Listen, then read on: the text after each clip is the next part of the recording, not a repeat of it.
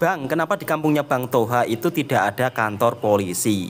Di kampungnya Bang Toha itu ada kantor polisi, sahabat-sahabatku semua. Cuma kantor polisi di sini tempatnya agak cukup lumayan jauh. Kebetulan hari ini Bang Toha tengah ngevlog untuk pergi ke ziarah makam ayahnya Bang Toha. Jadi di sepanjang perjalanan kali ini Bang Toha ingin menceritakan suasana ketika sore hari di kampungnya Bang Toha. Assalamualaikum warahmatullahi wabarakatuh. Apa kabarnya sahabatku semua? Selamat sore. Kali ini Bang Toha mau menuju ke makam ziarah. Jadi kalau biasanya sore hari malam Jumat seperti ini, Bang Toha kalau lepas sholat asar pergi ke makam ayah. Dan di sini Bang Toha menunjukkan suasana masjid yang ada di kampungnya Bang Toha. Nanti kalau Bang Toha balik akan Bang Toha sepilkan masjidnya. Banyak sahabat-sahabat yang bertanya, kampungnya Bang Toha itu sebenarnya mana? Dan kampung istrinya Bang Toha sebenarnya juga mana? Jadi begini sahabat-sahabatku semua, Bang Toha ini terlahir di kampung yang ini, namanya Kampung Desa Sedan. Dan rumah saya ini juga bukan berada di area pertengahan pekan. Rumah saya berada di paling ujung, agak dalam juga. Karena kalau rumah yang berada di pekan seperti ini harganya juga cukup lumayan mahal. Makanya Bang Toha rumahnya berada di daerah pedalaman, yang dimana rumahnya Bang Toha yang dulu hampir dibawa banjir dan sekarang tinggal separuh. Dan di setiap kampung di sini berdiri banyak masjid, sahabat-sahabat semua. Jadi 5 menit kita berjalan akan jumpa masjid. Di sini juga banyak musola. Mungkin kalau di Malaysia misal kata buat atau bangun musola itu kan perlu izin. Tapi kalau di sini enggak, sahabatku semua. Di sini setiap RT ada musola. Padahal di situ dekat dengan masjid kan, di sini ada musola. Dan di depannya lagi juga ada musola. Karena di sini jumlah penduduknya juga begitu sangat cukup lumayan banyak. Penduduk kampung di sini gotong royongnya begitu sangat luar biasa, terutama dalam pembangunan masjid. Dulu masjid ini tidak sebesar yang saat ini ya, dulunya kecil, tapi sekarang direnovasi. Semua hasil daripada gotong royong warga kampung, dan di depan saya pun juga ada musola. Padahal jarak antara dengan masjid itu sangat dekat. Suasana sore di pemakaman itu memang sangat ramai kalau malam Jumat. Jadi ayahnya Bang Toha itu dimakamkan yang dimana kampungnya juga cukup agak lumayan jauh dari rumahnya Bang Toha. Dukanya ketika merantau di Malaysia, pada saat itu saya di Malaysia dan ayah meninggal di kampung. Jadi nggak bisa pulang. Kenapa nggak bisa pulang? Pada saat itu tengah dilanda bencana musibah satu dunia yaitu COVID. Jadi Malaysia tutup, di Indonesia pun juga tutup.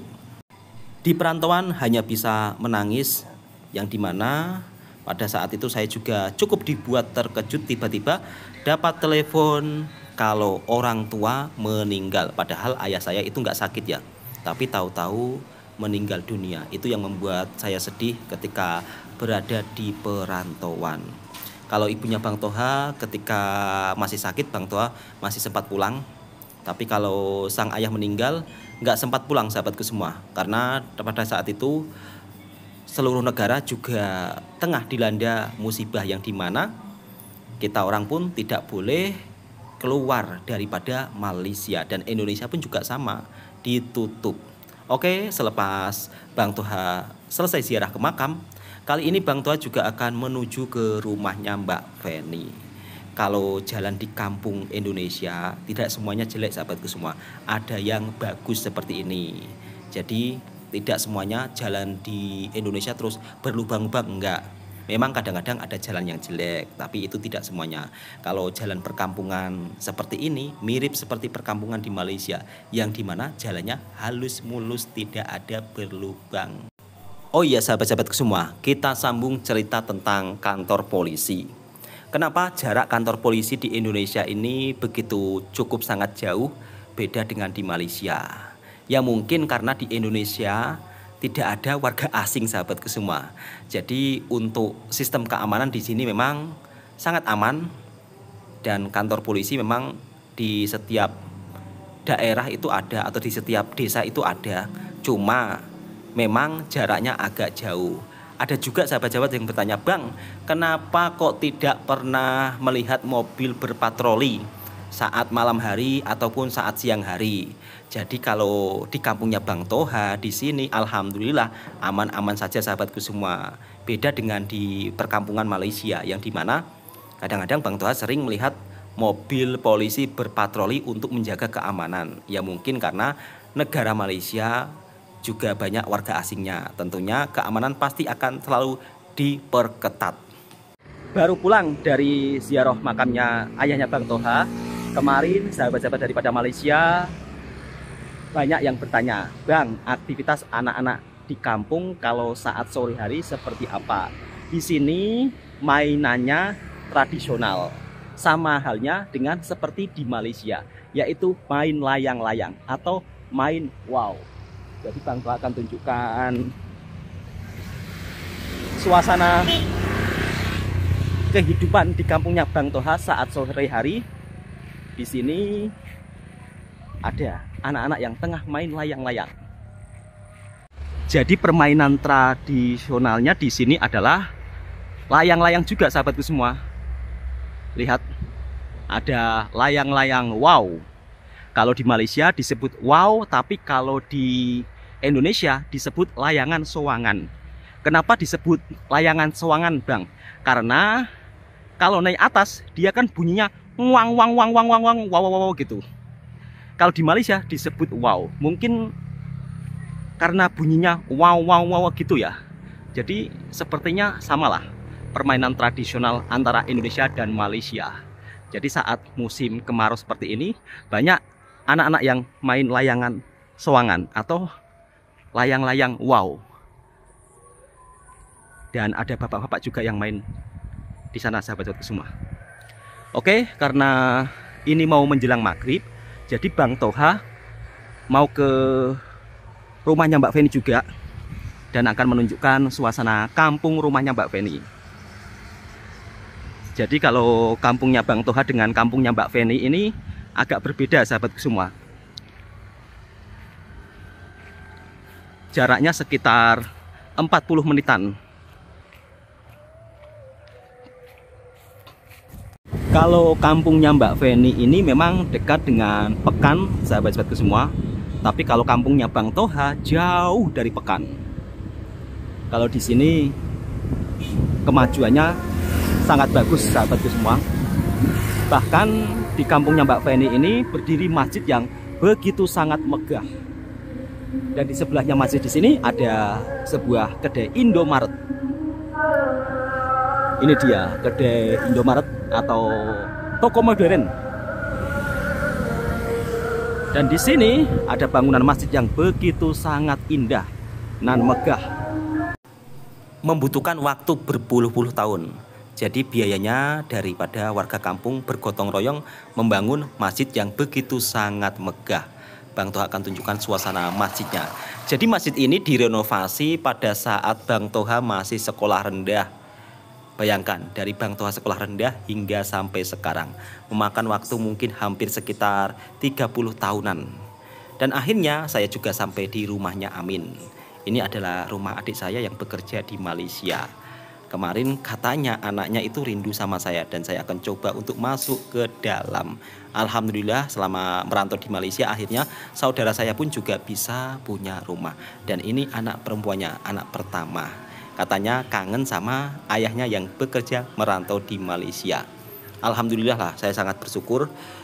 Sekeluarga itu hampir merantau di Malaysia, yang dimana satu keluarga saya itu satu bos. Jadi saya pun juga amat sangat bersyukur ketika merantau ke negara tetangga. Alhamdulillah berjumpa dengan bos yang sangat baik. Itu juga termasuk salah satu rezeki yang begitu amat sangat saya syukuri. Yang ini rumahnya Mbak Feni, yang dimana Mbak Feni ini adalah keponakannya Bang Toha. Ini rumah kakak saya. Jadi di rumah sederhana inilah Mbak Feni tinggal bersama sang keluarga. Kebetulan hari ini ada urusan sekejap untuk singgah di rumahnya Mbak Feni. Dan ini adiknya Mbak Feni. Kemarin sahabat-sahabat yang bertanya, Bang, rumahnya Mbak Feni spilkan. Sudah saya spilkan. Kemudian kali ini saya akan menuju ke masjid.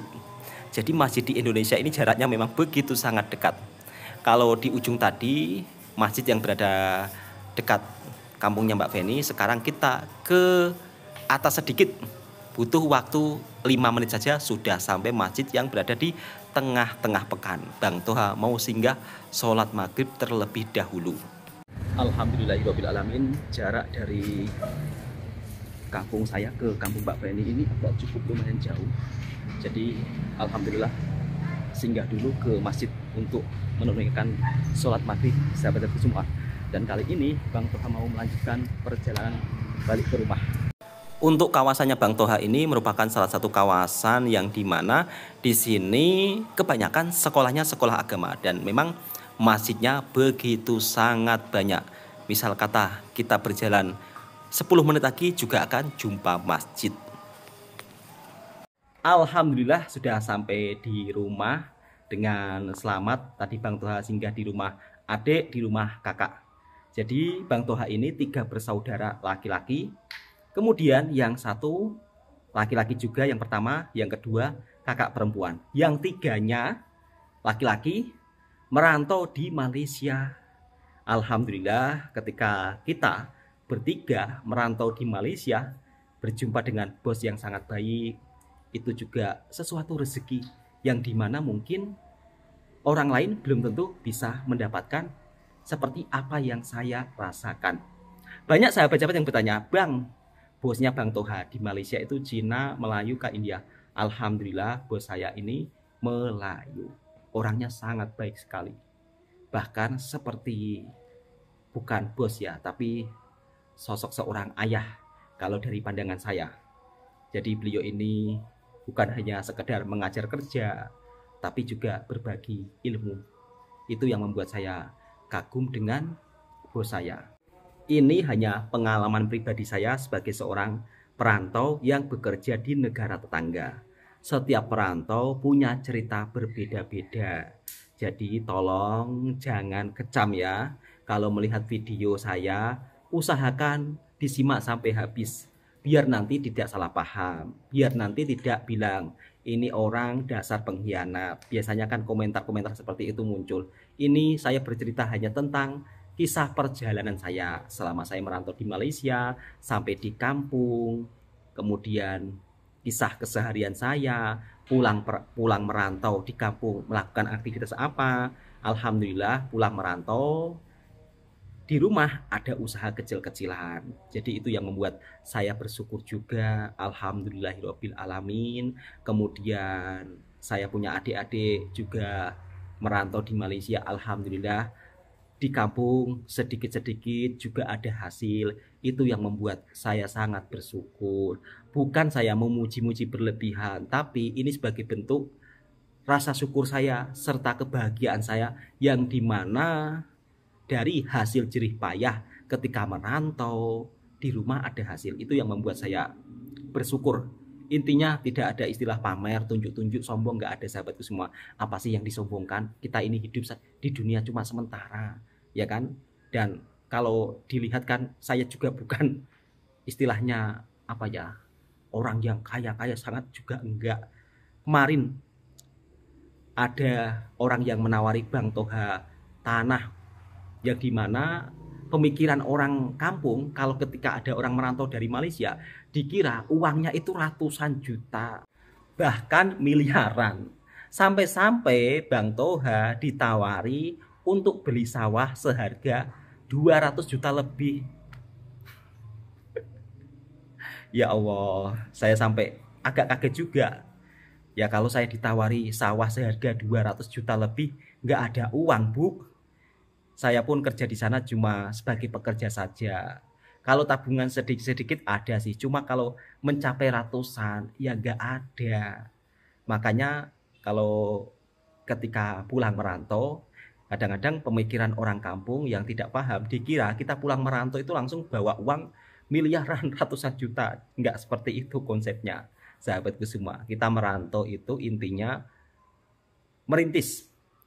Di sana kita juga sebagai seorang pekerja biasa, yang dimana kalau gajinya juga tidak mencapai ratusan juta dalam waktu 1 bulan. Jadi kalau ditawari misal kata harga-harga sawah itu ya Bang Toha memang belum ada uang.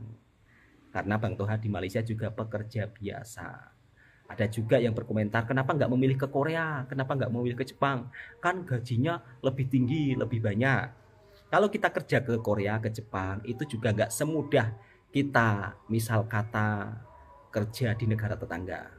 Jadi kalau di negara tetangga itu syaratnya nggak banyak, nggak seperti di Korea, nggak seperti di Jepang. Kalaupun di Korea, kita itu harus menunggu panggilan. Jadi bukan langsung daftar ke Korea, langsung berangkat, enggak, menunggu panggilan. Panggilan kadang cepat, kadang lama.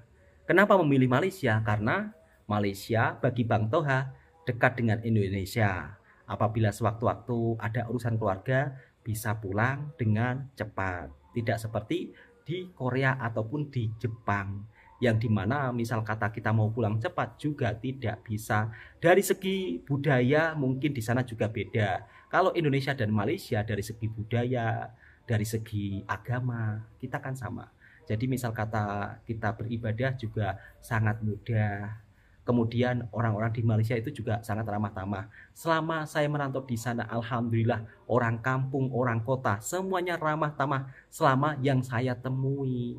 Oke sahabat-sahabat semua, mungkin videonya cukup sampai di sini. Insya Allah besok Bang Toha mau berkebun ya, mau tanam-tanam sayur, yang dimana nanti kalau sayurannya subur, kita bagikan kepada warga sekitar. Dan mudah-mudahan bisa bermanfaat untuk orang-orang sekitar. Dan semua itu Bang Toha pakai uang tabungan daripada merantau di Malaysia. Alhamdulillah ada tabungan masih sedikit. Bang Toha sebagian masukkan ke kebun untuk tanam-tanam sayur. Assalamualaikum warahmatullahi wabarakatuh. Video ini sebagai bentuk informasi untuk sahabat-sahabatku semua. Mudah-mudahan kita saling lebih mempererat tali persaudaraan.